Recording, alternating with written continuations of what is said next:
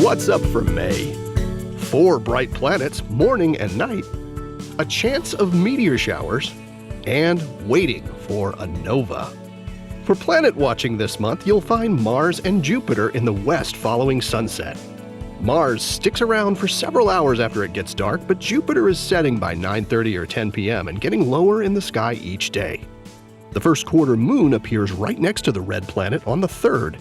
Find them in the west during the first half of the night that evening. In the morning sky, Venus and Saturn are the planets to look for in May. They begin the month appearing close together on the sky and progressively pull farther apart as the month goes on. For several days in late May, early risers will enjoy a gathering of the moon with Saturn and Venus in the eastern sky before dawn. Watch as the moon passes the two planets while becoming an increasingly slimmer crescent. You'll find the moon hanging between Venus and Saturn on the 23rd. Early May brings the annual Eta Aquarid meteor shower. These are meteors that originate from comet Halley. Earth passes through the comet's dust stream each May and again in October. Eta Aquarids are fast-moving, and a lot of them produce persistent dust trains that linger for seconds after the meteor's initial streak. This is one of the best annual showers in the southern hemisphere, but tends to be more subdued north of the equator, where we typically see 10 to 20 meteors per hour. On the peak night this year, the moon sets by around 3 a.m., leaving dark skies until dawn for ideal viewing conditions. While the peak is early on the morning of May 6th, the 2 or 3 nights before that are also decent opportunities to spy a few shooting stars. Astronomers have been waiting expectantly for light from a distant explosion to reach us here on Earth. An event called a nova is anticipated to occur sometime in the coming months.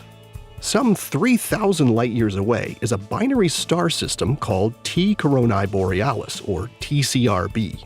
It consists of a red giant star with a smaller white dwarf star orbiting closely around it.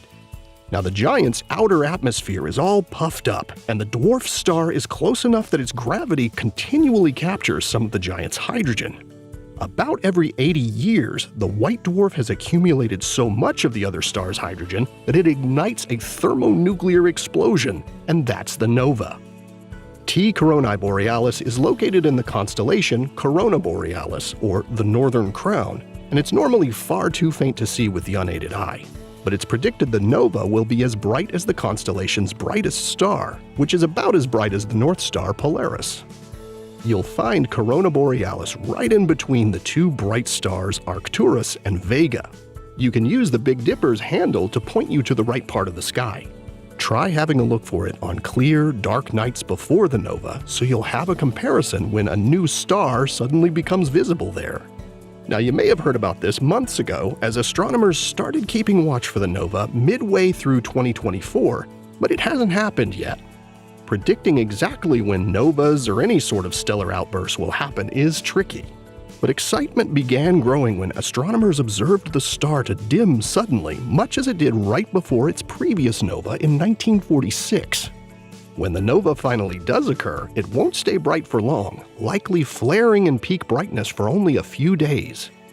And since it's not predicted again for another 80 years, you might just want to join the watch for this super rare, naked-eye stellar explosion in the sky. Here are the phases of the moon for May. You can stay up to date on all of NASA's missions exploring the solar system and beyond at science.nasa.gov. I'm Preston Dykes from NASA's Jet Propulsion Laboratory, and that's what's up for this month.